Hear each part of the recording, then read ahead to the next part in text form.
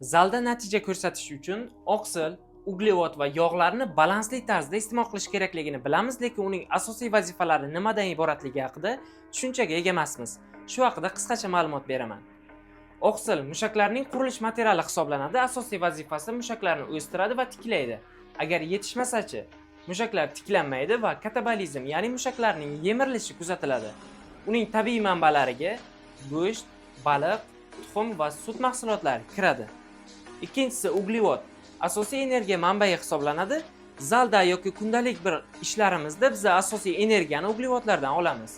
Agar u yetishmasa, energiya tanqisligi kuzatiladi, kuch yo'qoladi va mushak hajm olmaydi. Tabiiy manbalariga grechka, suli yormasi, ya'ni ovsyanka, guruch, kartoshka va mevalar kiradi. Uchinchisi yog'lar.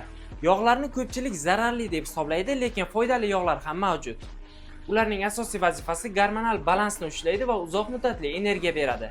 Agar ular yetishmasa, gormonlar buziladi, testosteron kamayib ketadi va tabiiyki mushak o'sishi ham sekinlashadi.